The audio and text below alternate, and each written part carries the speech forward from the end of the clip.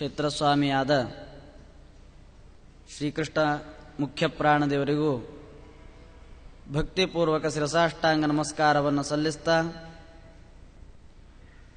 ಪರ್ಯಾಯ ಪೀಠಾಧೀಶರಾದ ಗುರುಗಳಿಗೂ ಪ್ರಣತಿ ತತಿಗಳನ್ನು ಸಮರ್ಪಿಸಿ ಭಾಗವತದ ನವಮಸ್ಕಂದದ 2ನೇ ದಿವಸದ ಉಪನ್ಯಾಸವನ್ನು ಪ್ರಾರಂಭಿಸೋಣ. ನಿನ್ನೆಯ ದಿವಸ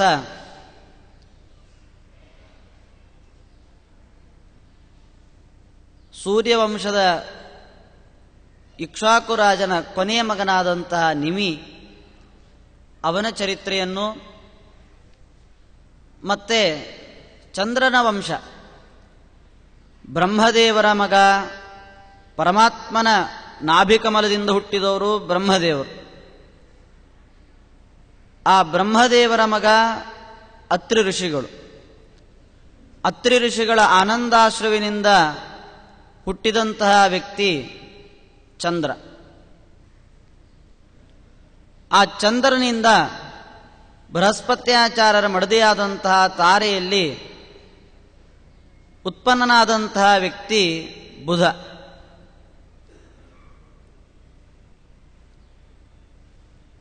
ಚಂದ್ರ ಗುರುಗಳಾದ ಬೃಹಸ್ಪತ್ಯಾಚಾರ್ಯರ ಮಡದಿಯನ್ನು ಅಪಹಾರ ಮಾಡಿದ ಅಂತಂದ್ರೆ ಇದು ದೊಡ್ಡ ಅಪರಾಧ ಅವನಿಂದ ನಡೀತಿದ್ದು. ಇದು ಹೇಗೆ ಮಾಡಿದ? ದೇವತಾಂಶ ದೇವತೆಗಳು ಈ ರೀತಿ ಮಾಡಿದರೆ ಸಾಮಾನ್ಯ ಮನುಷ್ಯರು ಮಾಡೋದು ಇದು ದೊಡ್ಡ ವಿಚಾರನೇ ಅಲ್ಲ ಅಂತ ನಮ್ಮ ಮನಸ್ಸಿಗೆ ಬರಬಹುದು. ಆದರೆ ಅವರು ಮಾಡಿದ್ದಾರೆ ಅಂತ ನಾವು ಮಾಡಿದರೆ ಅದು ದೊಡ್ಡ ತಪ್ಪು. ಅದು ಭಗವದ್ ಆಜ್ಞಾ ಪ್ರಕಾರವಾಗಿ ನಡೆಸಿದ್ದು ಒಂದು. ಎರಡನೇದ್ದು ತೇಜೀಯಸಾಮ್ನ ದೋಷಾಯ ಅಂತ ಭಾಗವತದ ದಶಮಸ್ಕಂದದ ವ್ಯಾಖ್ಯಾನವನ್ನು ಮಾಡಬೇಕಾದ್ರೆ ವಿಜಯಧ್ವಜ ತೀರ್ಥರೇ ಅದನ್ನು ವ್ಯಾಖ್ಯಾನ ಮಾಡ್ತಾರೆ. ತೇಜೀಯಸಾಮ್ನ ದೋಷಾಯ ಅಂತ.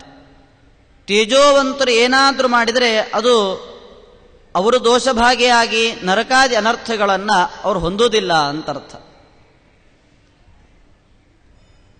ಮೂರನೇದ್ದಾಗಿ ಆ ಚಂದ್ರ ರಾಜಸೂಯ ಯಾಗವನ್ನು ವೈಭವದಿಂದ ಶ್ರದ್ಧೆಯಿಂದ ನಡೆಸಿದ್ದ. ತನ್ನ ಯೋಗ್ಯತೆಗಿಂತಲೂ ಮೀರಿ ಪುಣ್ಯವನ್ನು ಗಳಿಸಿರೋದರಿಂದ ಏಧಮಾನದ್ಯುಟಾದ ಪರಮಾತ್ಮ ಆ ಪುಣ್ಯವನ್ನು ಅವನ ಯೋಗ್ಯತೆಗೆ ಅನುಗುಣವಾಗಿ ಮಾಡಬೇಕಾಗಿತ್ತಾದ್ದರಿಂದಾಗಿ ಈ ಒಂದು ಕಾರ್ಯವನ್ನು ಮಾಡಿಸುವಂತೆ ಪ್ರೇರಣೆಯನ್ನು ಮಾಡಿದ್ದಾನೆ. ಇದಕ್ಕೆಲ್ಲ ವಿಶದವಾಗಿ ಶ್ರೀಮನ್ಯಾಸದ ಗ್ರಂಥದಲ್ಲಿ ವಿಸ್ತಾರವಾಗಿ ಇದನ್ನೆಲ್ಲ ಅವ ಮಾಡಿದ್ದೇನು ತಪ್ಪಲ್ಲ, ಅದು ಭಗವದ್ ಆಜ್ಞಾ ಪ್ರಕಾರವಾಗಿ ನಡೆದಿದ್ದು ಅನ್ನುವಂತಹ ವಿಷಯಗಳನ್ನು ತಿಳಿಸಿದ್ದಾರೆ.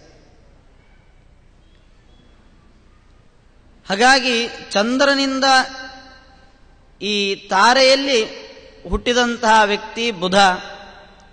ಆ ಬುಧನಿಂದ ಇಲೆಯಲ್ಲಿ ಉತ್ಪತ್ತಿಯನ್ನು ಪಡೆದವನೇ ಪುರೂರವ ರಾಜ.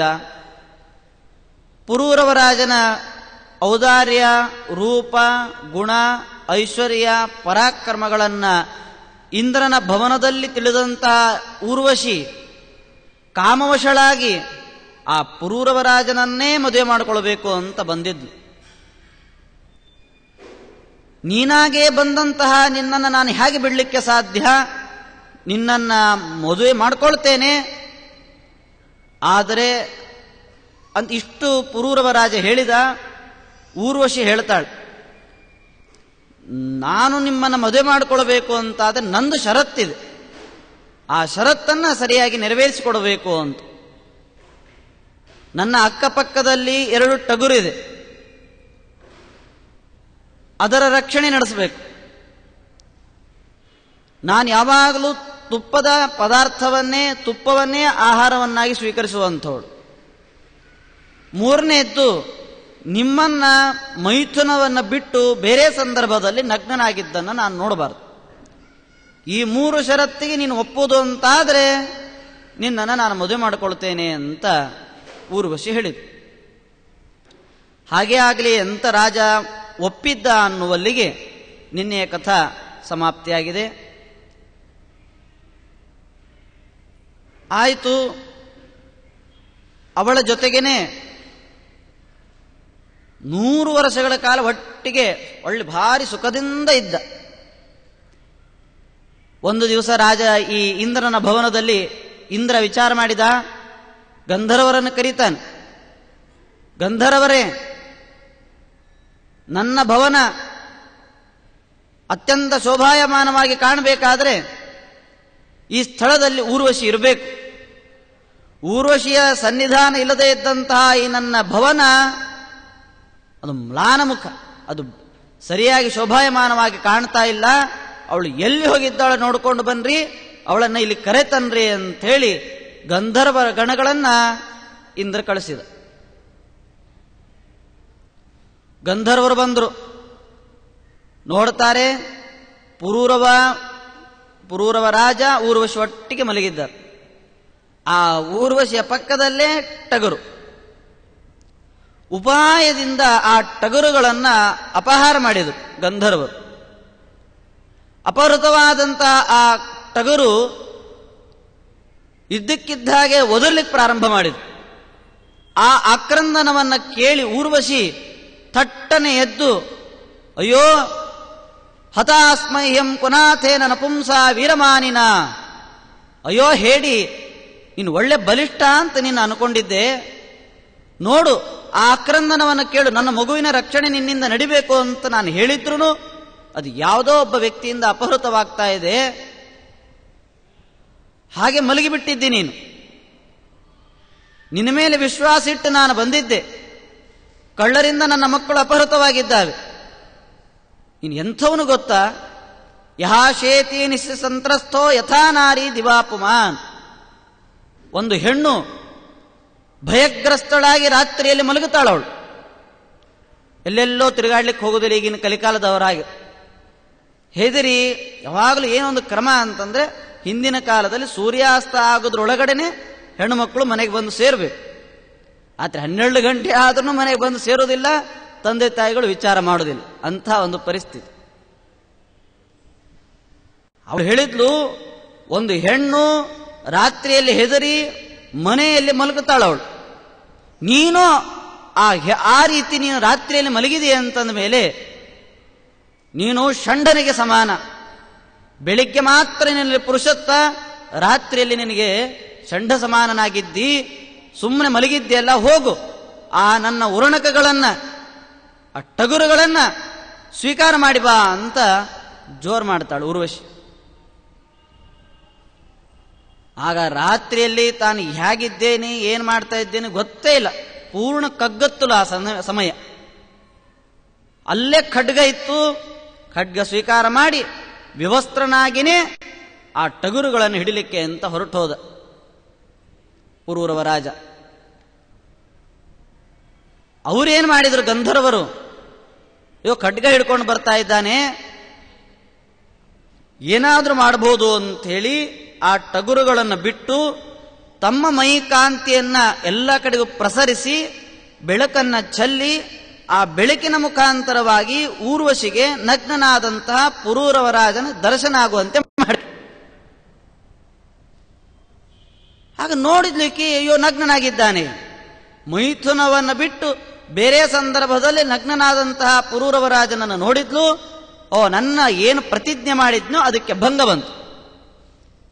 ಆ ಸ್ಥಳದಲ್ಲಿ ತಾನು ನಿಲ್ಲಲಾರದೇನೆ ಊರ್ವಶಿ ಅಲ್ಲಿಂದ ಹೊರಟು ಹೋಗ್ಬಿಟ್ಟು, ಇತ್ತಗಡೆ ಪುರೂರವ ರಾಜ ಏನ್ ಮಾಡಿದ, ಆ 2 ಟಗರುಗಳನ್ನ ತನ್ನ ಮಡದಿಯಾದಂತಹ ಊರ್ವಶಿಗೆ ಕೊಡೋಣ ಅಂತ ಬಂದು ಮಂಚದಲ್ಲಿ ನೋಡ್ತಾನೆ, ಊರ್ವಶಿನೇ ಇಲ್ಲ. ತಾನು ಪ್ರೀತಿ ಮಾಡಿದಂತಹ ಅವಳನ್ನ ಆ ಸ್ಥಳದಲ್ಲಿ ನೋಡ್ಲಿಲ್ಲ ಅಂತಂದ್ರೆ ಭಾರಿ ವೇದನೆ ಆಗ್ತದೆ. ಹಾಗೆ ಪುರೂರವ ರಾಜನಿಗೆ ತುಂಬಾ ವೇದನೆ ಆಯಿತು. ವಿಮನಸ್ಕನಾದ, ದುಃಖಿತನಾದ.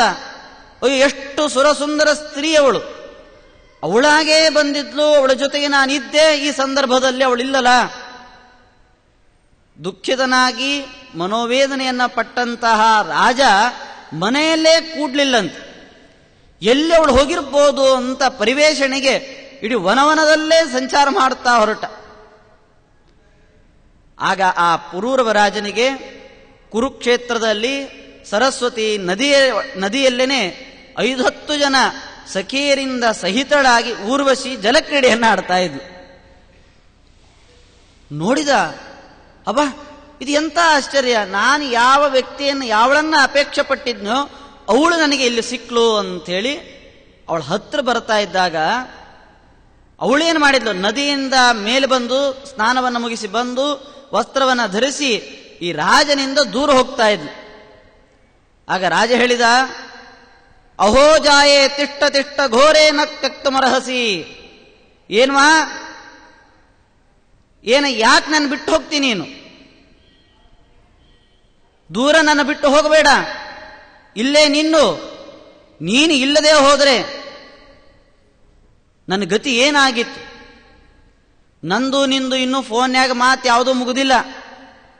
ಫೋನ್ ಒಳಗೆ ಮಾತು, SMS ಕಳಿಸೋದು, ಇಂಟರ್ನೆಟ್ನೊಳಗೆ ಮಾತಾಡೋದು, ಚಾಟ್ ಮಾಡೋದು, ಇದು ಯಾವುದೂ ಮುಗುದಿಲ್ಲ. ಇನ್ನು ನನ್ನ ಕಾಮನೆಗಳು ಯಾವುದೂ ಪೂರ್ತಿ ಆಗಿಲ್ಲ. ನನ್ನ ಬಿಟ್ಟು ಹೋಗಬೇಡ ಅಂತವ ಪುರೂರವ ರಾಜ ಅಂದ. ಒಂದು ವೇಳೆ ನೀನೇನಾದ್ರೂ ನನ್ನ ಬಿಟ್ಟು ಹೋಗ್ಬಿಟ್ಟಿ ಅಂತಾದ್ರೆ ಕಾಮವಶನಾದಂತಹ ನಾನು,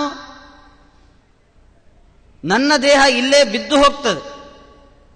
ಬಿದ್ದು ಹೋದಂತಹ ನನ್ನ ದೇಹವನ್ನ ಈ ಕಾಡಿನಲ್ಲಿದ್ದಂತಹ ವೃಕಗಳು, ತೋಳಗಳು, ಗೃಧ್ರಗಳು, ಬೇರೆ ಬೇರೆ ಪಕ್ಷಿಗಳೆಲ್ಲ ನನ್ನ ದೇಹಕ್ಕೆ ಚುಚ್ಚಿ ಚುಚ್ಚಿ ಮಾಂಸವನ್ನು ತಿಂದು ಹಾಕಿಬಿಡ್ತಾವು. ಹಾಗಾಗಿ ಇಂಥದ್ದೆಲ್ಲ ಆಗಬಾರದು, ನನ್ನ ಮೇಲೆ ಅನುಗ್ರಹವನ್ನು ಮಾಡಿ ನನ್ನ ಜೊತೆಗೆ ನೀನು ಸೇರು ಅಂತ ಪುರೂರವ ಅಂದ. ನೋಡಿ, ಆ ಹೆಣ್ಣಿನಿಗೆ ಪರವಶನಾದಂತಹ ವ್ಯಕ್ತಿ ಏನ್ ಮಾತಾಡಿದ, ನಿನ್ನ ಅನುಗ್ರಹ ನನಗೆ ಆಗಲಿ ಎಂದ. ದೊಡ್ಡ ರಾಜ. ಆವಾಗ ಊರ್ವಶಿ ಮಾತಾಡ್ತಾಳೆ, ಮಾಮೃಥ ಪುರುಷೋಸಿತ್ತಂ ಮಾಸ್ಮತ್ವಾದ್ಯುರ್ಹುಕಾಯಿಮೆ. ಏನೋ ಈ ರೀತಿಯೆಲ್ಲ ಮಾತಾಡಬಾರ್ದು ನೀನು, ಅದರಲ್ಲೂ ಅಳುತ್ತಾ ಮಾತಾಡ್ತಾ ಇದ್ದೀನಿ. ಅಳುವ ಸ್ವಭಾವ ಹೆಣ್ಣು ಮಕ್ಕಳಿಗೆ ಇರುತ್ತದೆ ಹೊರತು ರಾಜಾಧಿರಾಜಂತ ನಿಮ್ಮಂಥವ್ರು ಅಳಬಾರದು. ಅದು ನೀ ಯಾಕೆ ಅಳ್ತಾ ಇದ್ದಿ, ಕಾಮಪರವಶನಾಗಿ ಅಳ್ತಾ ಇದ್ದಿ. ಮತ್ತಿನ್ನೊಂದೇನು ಹೇಳಿದಿ, ನನ್ನ ದೇಹ ಬಿದ್ದು ಹೋಗ್ತದೆ, ವೃಕಗಳು ಗೃಧ್ರಗಳು ದೇಹವನ್ನು ತಿಂದು ಹೋಗ್ತದೆ ಅಂತೀನಿ. ಕಾಮಪರವಶನಾದಾಗಿ ನಿನ್ನ ದೇಹ ಬಿತ್ತು ಅಂತಂದ್ರೆ ನಾಳೆ ಜನ ಎಲ್ಲ ನೀನೇನಂತ ಆಟ್ಕೊಳ್ತಾರೆ. ಎಂಥ ರಾಜರಿ ಪುರೂರವ. ಯಾವುದೋ ಒಂದು ಊರ್ವಶಿಯ ಹೆಣ್ಣಿಗೆ ಮೋಹಿತನಾಗಿ ಅವಳನ್ನೇ ಚಿಂತನೆ ಮಾಡ್ತಾ ಕಾಡಿನಲ್ಲಿ ಬಿದ್ದ ಅಂತ ನಾಳೆ ಜನ ನಿನಗೆ ಬೈತಾರೆ. ಇಂದು ಅಪಕೀರ್ತಿ ಎಲ್ಲ ಕಡೆ ಪ್ರಸಾರ ಆಗ್ತದೆ. ರಾಜಾದಿರಾಜರ ವಂಶದಲ್ಲಿ, ಇನ್ನು ಚಂದ್ರನ ವಂಶದಲ್ಲಿ ಬಂದಂತಹ ನೀನು ಇಂಥವೆಲ್ಲ ಮಾತಾಡಬಾರದು.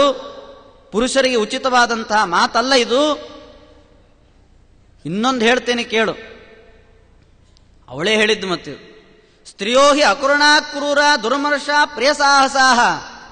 ಯಾವಾಗಲೂ ಹೆಣ್ಮಕ್ಕಳು ಹೆಂಗಿರ್ತಾರವರು, ಅವರಿಗೆ ಕರುಣೆ ಅನ್ನೋದು ಇರುವುದಿಲ್ಲ. ತಮ್ಮ ಕೆಲಸ ಆಗಬೇಕು ಅಂತಂದ್ರೆ ಗಂಡ ಆಗಿರ್ಲಿ, ಮಗ ಆಗಿರ್ಲಿ, ಅಣ್ಣನೇ ಆಗಿರ್ಲಿ, ಅವ್ರನ್ನ ಸದೆ ಬಡಿದ್ರೂ ಚಿಂತೆ ಇಲ್ಲ, ತಮ್ಮ ಕೆಲಸ ತಾವು ಮಾಡಿಸ್ಕೊಳ್ತಾರೋ. ತಾವೇನು ಅನ್ಕೊಂಡಿರ್ತಾರೋ ಅದು ಆಗಬೇಕು. ಅದರಲ್ಲಿ ನಾವೆಂಥವ್ರು, ನಾನು ಅಪ್ಸರಾ ಸ್ತ್ರೀ.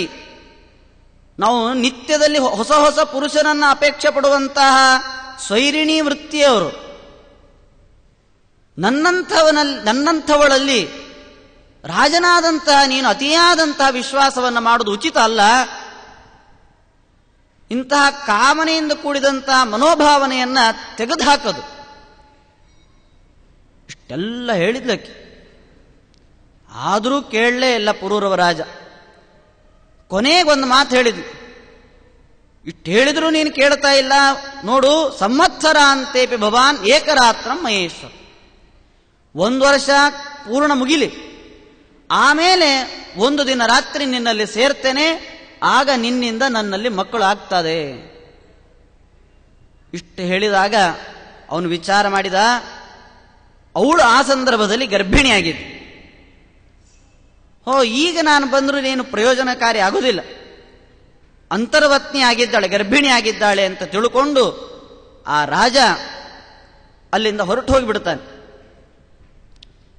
1 ವರ್ಷ ಆದಮೇಲೆ ಬಾ ಅಂತ ಅವಳು ಹೇಳಿದ್ದಲ್ಲ, ಅದೇ ರೀತಿಯಲ್ಲಿ 1 ವರ್ಷ ಮುಗಿದ ಮೇಲೆ ಪುನಃ ಊರ್ವಶಿಯ ಸಂಘವನ್ನು ಮಾಡೋಣ ಅಂತ ಪುರೂರವ ಬಂದ. ಇಬ್ಬರ ಸಂಘ ಆಯಿತು. ಬೆಳಿಗ್ಗೆ ಊರ್ವಶಿ ಹೇಳಿದ್ಲು, ಆಗ ನೀನು ಕೇಳಿದ್ದಿ, ನಾವಿಬ್ಬರು ಸೇರಿ ಆಯಿತು, ಇನ್ನು ಸಾಕು ಮಾಡು. ಅತೀಯಾದಂತಹ ಕಾಮ ಮನೋಭಾವನೆ ಅದು ಉಚಿತ ಅಲ್ಲ. ಅದು ಬಿಟ್ಟು ಬಿಡು, ನಾನಿನ್ನು ಹೊರಡ್ತೇನೆ ಅಂತಂದಾಗ ಮತ್ತೆ ವಿರಹ ಕಾತುರನಾದ. ಅಯ್ಯೋ, ನೀನು ನನ್ನ ಬಿಟ್ಟು ಹೋಗಿಬಿಡ್ತೀಯಲ್ಲ, ನೀನಿಲ್ಲದೇನೆ ನಾನು ಹೇಗೆ ಜೀವನ ಮಾಡಲಿ, ಇದು ಸಾಧ್ಯವೇ ಇಲ್ಲ ಅಂತಂದಾಗ, ನನ್ನನ್ನೇ ನಿತ್ಯದಲ್ಲಿ ನೀನು ಪಡಿಬೇಕು ಅನ್ನುವಂಥ ಅಪೇಕ್ಷೆ ನಿನ್ನದ್ದಾಗಿದ್ರೆ ನೀನೇನು ಮಾಡು, ಗಂಧರ್ವರನ್ನು ಕುರಿತು ಸ್ತೋತ್ರ ಮಾಡು, ಆ ಗಂಧರ್ವರು ನಿನಗೆ ನನ್ನನ್ನು ಕೊಡುತ್ತಾರೆ ಅಂತ ಇಷ್ಟು ಹೇಳಿ ಊರ್ವಶಿ ಅಲ್ಲಿಂದ ಹೊರಟು ಹೋಗ್ಬಿಟ್ಟು. ಈ ರಾಜ, ವಿರಹ ಕಾತುರನಾದಂತಹ ರಾಜ ಊರ್ವಶಿಯನ್ನು ಪಡಿಬೇಕು ಅಂತ ಹೇಳಿ ಗಂಧರ್ವರನ್ನು ಸ್ತೋತ್ರ ಮಾಡಿದ. ಸಂತುಷ್ಟರಾದಂತಹ ಗಂಧರ್ವರು ಬಂದು ಏನು ಕೊಟ್ಟರವರು ಅಂತಂದ್ರೆ ಅಗ್ನಿಸ್ಥಾಲಿಂ ದಧುರ್ನುಪ, ಅಗ್ನಿಸ್ಥಾಲಿಯನ್ನು ಕೊಟ್ರಂತೆ.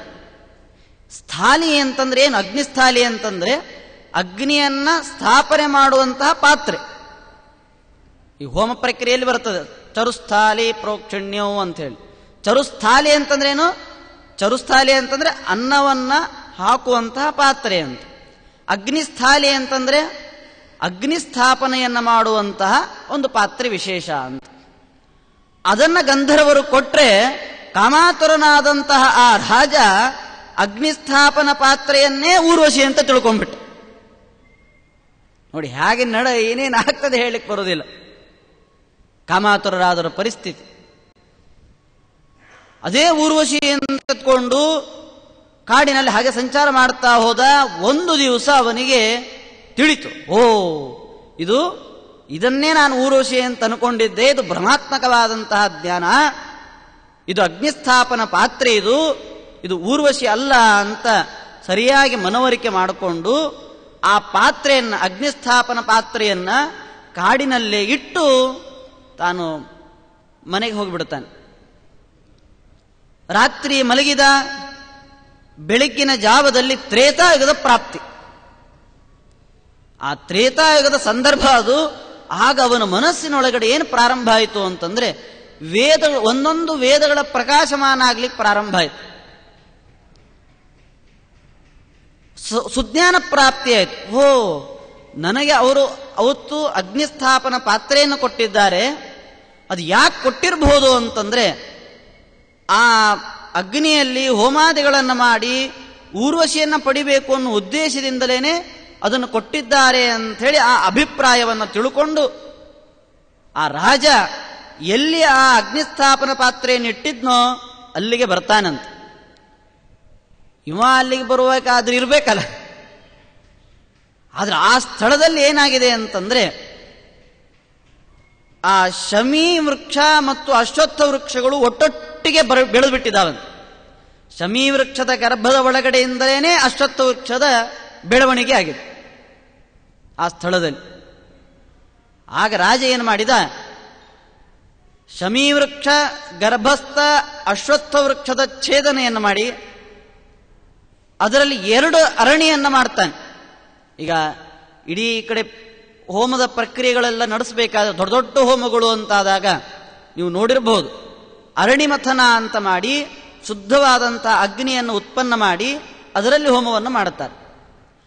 ಈ ವ್ಯಕ್ತಿ ಏನು ಮಾಡಿದ, ಆ ಅಶ್ವತ್ಥ ವೃಕ್ಷದ ಛೇದನೆಯನ್ನು ಮಾಡಿ 2 ಅರಣಿಯನ್ನು ನಿರ್ಮಾಣ ಮಾಡಿದ. ನಿರ್ಮಾಣ ಮಾಡಿ ಈ ಕೆಳಗಿನ ಅಧರವಾದಂತಹ ಅರಣಿನೇ ಊರ್ವಶಿ, ಉತ್ತರ ಅರಣಿನೇ ಪುರೂರವರಾಜನಾದಂತಹ ನಾನು ಅಂಥೇಳಿ ಅನುಸಂಧಾನ ಮಾಡಿಕೊಂಡು ವೇದ ಮಂತ್ರವನ್ನು ಹೇಳಿ ಅದನ್ನ ಉಜ್ಜಲಿಕ್ಕೆ ಪ್ರಾರಂಭ ಮಾಡಿದ.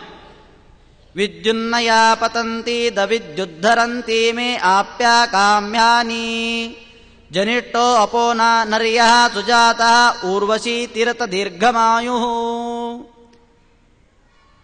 ಈ ಮಂತ್ರವನ್ನು ಹೇಳುತ್ತಾ ಅರಣಿಯನ್ನ ಮಥನ ಮಾಡಬೇಕಾದ್ರೆ ದೀರ್ಘಾಯುಷ್ಯವಂತನಾದಂತಹ ಒಳ್ಳೆ ಪುತ್ರನು ಹುಟ್ಟಲಿ, ಸಂತಾನ ಪ್ರಾಪ್ತಿ ಆಗಲಿ ಅಂತ ಹೇಳಿ ಅನುಸಂಧಾನ ಮಾಡಿ ಮಥನ ಮಾಡ್ತಾ ಇದ್ದಂತಹ ಸಂದರ್ಭದಲ್ಲಿನೇ ಆ ಅರಣಿ ಮಥನದಿಂದ ಹುಟ್ಟಿದಂತಹ ವ್ಯಕ್ತಿನೇ ಜಾತವೇದಸ ಅಗ್ನಿ.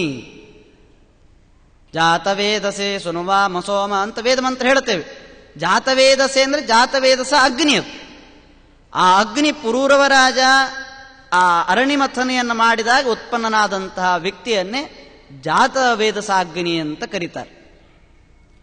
ಆ ಜಾತವೇದಸ ಅಗ್ನಿ ಉತ್ಪನ್ನನಾಗಿ ತನ್ನ ತಂದೆಗೆ ಬೇಕಾದಂತಹ ಆ ಊರ್ವಶಿ ಲೋಕವನ್ನು ತಾನೇ ಹೋಮವನ್ನು ಮಾಡಿ ಭಗವಂತನನ್ನು ಪ್ರಸನ್ನೀಕರಿಸಿಕೊಂಡು ಭಗವದ್ ಅನುಗ್ರಹದಿಂದ ತಂದೆಯಾದಂತಹ ಪುರೂರವ ರಾಜನಿಗೆ ಊರ್ವಶಿ ಲೋಕ ಪ್ರಾಪ್ತಿಯಾಗುವಂತೆ ಮಾಡಿದಂತಹ ವ್ಯಕ್ತಿ ಜಾತವೇದಸಾಗ್ನಿ ಅಂತ ಪುರಾಣಗಳಲ್ಲಿ ನವಮಸ್ಕಂದದ 12ನೇ ಅಧ್ಯಾಯದಲ್ಲಿ ಆ ವಿಷಯವನ್ನು ತಿಳಿಸ್ತಾರೆ. ಇಷ್ಟು ಹೇಳಿದರು. ಆದರೆ ಆ ಊರ್ವಶಿ ಗರ್ಭಿಣಿ ಆಗಿದ್ದಲ್ಲ, ಅವಳಿಂದ ಸಂತತಿ ಹೇಗೆ ಬೆಳೀತು, ಯಾರ್ಯಾರು ಅವಳಿಂದ ಹುಟ್ಟಿದರು ಅನ್ನೋದನ್ನು 13ನೇ ಅಧ್ಯಾಯದಲ್ಲಿ ಹೇಳಿ ಪ್ರಾರಂಭ ಮಾಡಿದ್ದಾರೆ. ಆ ಐಲನಿಂದ ಪುರೂರವರಾಜನಿಂದ ಊರ್ವಶಿಯ ಗರ್ಭದಿಂದ 6 ಜನ ಮಕ್ಕಳು ಹುಟ್ಟಿದರಂತೆ. ಆಯು, ಶ್ರುತಾಯು, ಸತ್ಯಾಯು, ವಿಜಯ, ಜಯ, ಅಯ ಅಂಥೇಳಿ ಈ ರೀತಿ 6 ಜನ ಮಕ್ಕಳು ಹುಟ್ಟಿದ್ದಾರೆ. ಅದರಲ್ಲಿ 2ನೇದನಾದಂತಹ ಶ್ರುತಾಯುವಿನಿಂದ ಸಂತತಿ ಬೆಳೀತಾ ಬಂತು. ಇದೇ ಸಂತತಿಯಲ್ಲಿ ಬಂದಂತಹ ವ್ಯಕ್ತಿ ಅಂತಂದ್ರೆ ಕುಶಾಂಬು ಅಂತ ರಾಜ.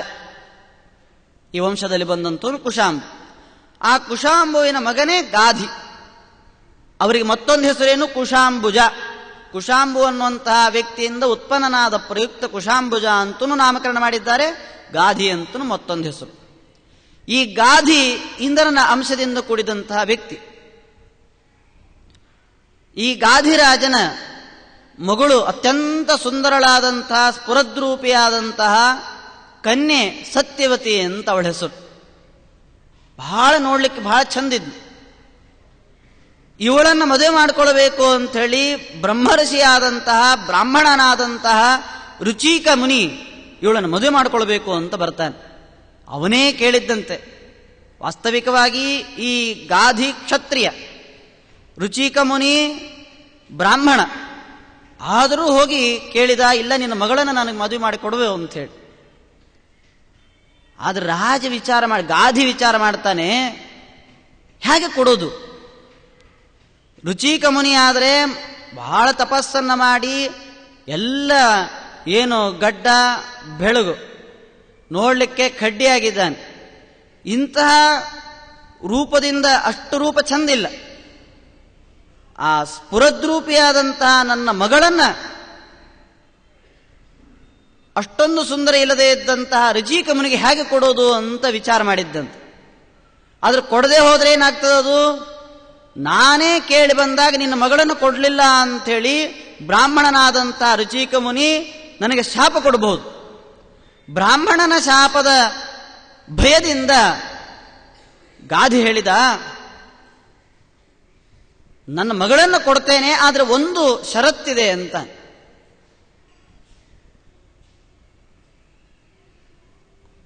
ಕುದುರೆಗಳು 1000 ಕುದುರೆಗಳನ್ನು ನನಗೆ ತಂದು ಒಪ್ಪಿಸಬೇಕು. ಬರೀ 1000 ಕುದುರೆಗಳು ಹೇಗಿರಬೇಕು ಅಂತಂದ್ರೆ ಅವುಗಳ ಒಂದು ಕಿವಿ ಮಾತ್ರ ಕಪ್ಪಾಗಿರಬೇಕು, ಶ್ಯಾಮವರ್ಣದ ಆಗಿರಬೇಕು. ಇನ್ನು ಉಳಿದಂತಹ ಎಲ್ಲ ದೇಹ ಎಲ್ಲ ಬೆಳ್ಳಗಿರಬೇಕು. ಕಿವಿ ಮಾತ್ರ ಕಪ್ಪು, ಉಳಿದದ್ದೆಲ್ಲ ಅಂಗಾಂಗಗಳೆಲ್ಲ ಬೆಳ್ಳಗಿರಬೇಕು. ಇಂತಹ ಕುದುರೆಯನ್ನು 1000 ತಂದು ಕೊಡು ಅಂತಂದ. ಇದು ಹೇಗೆ ಸಾಧ್ಯ? ಬೆಳ್ಳಿ ಬಂಗಾರ ಕೇಳಿದ್ರೆ ಹೆಂಗೋ ಕೊಟ್ಟು ಬಿಡಬಹುದು. 1000 ಕುದುರೆಗಳನ್ನ ಅದು ಎಲ್ಲ ಬೆಳ್ಳಗಿರಬೇಕು, ಕಿವಿ ಮಾತ್ರ ಕಪ್ಪಾಗಿರಬೇಕು ಅಂತಂದ್ರೆ ರುಚಿಕ ಮುನಿ ಏನ್ ಮಾಡಿದ? ವರುಣನ ಹತ್ರ ಹೋದ.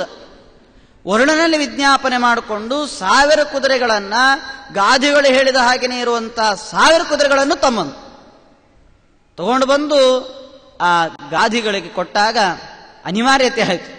ಏನು ಮಾಡಲಿಕ್ಕೆ ಇಲ್ಲ. ಕೊನೆಗೆ ಆ ಸತ್ಯವತಿಯನ್ನು ಅವರಿಗೆ ಧಾರೆ ಎರೆದು ಕೊಡ್ತಾರೆ ಗಾಧಿಗಳು. ಮದುವೆ ಆಯಿತು. ಮದುವೆ ಆದ ಮೇಲೆ ಈ ಸತ್ಯವತಿ ರುಚಿಕಮುನಿಗಳ ಹೆಂಡತಿ ಅಲ್ಲ. ಸತ್ಯವತಿ ಮತ್ತು ಇನ್ನೊಂದು ಸತ್ಯವತಿ ತಾಯಿ, ಇವರಿಬ್ಬರು ಏನು ಮಾಡಿದರು, ರುಚಿಕಮುನಿಗಳ ಬಂದು ಇಲ್ಲ ಒಳ್ಳೆ ಸಂತತಿ ಆಗುವಂತೆ ಚರುವನ್ನ ಅಭಿಮಂತ್ರಣೆ ಮಾಡಿ ನಮಗೆ ಕೊಡ್ರಿ ಅಂತ ಹೇಳಿ ಇಬ್ರು ಪ್ರಾರ್ಥನೆ ಮಾಡಿದ್ರು, ಮಗಳು ಮತ್ತೆ ತಾಯಿ. ರುಚಿಕಮುನಿಗಳು ಬೆಳಗಿನ ಒಂದು ಸ್ನಾನಾದಿಗಳ ಸಂಧ್ಯಾವಂದನೆಗಳನ್ನೆಲ್ಲ ಮುಗಿಸಿ ಚರುವನ್ನ ಶ್ರಪಣ ಮಾಡಿ ಅದನ್ನು ತಗೊಂಡು ಬಂದು ಅಭಿಮಂತ್ರಣೆ ಮಾಡಿದರು. ಸಾತ್ವಿಕ ರಾಜಸ ಭೇದದಿಂದ ಕೂಡಿದಂತಹ ವೇದ ಮಂತ್ರದಿಂದ ಪುಂಸವನ ಮಂತ್ರವನ್ನು ಹೇಳಿ ಆ ಚರುವನ್ನು ಅಭಿಮಂತ್ರಣೆ ಮಾಡಿದ್ರಂತೆ.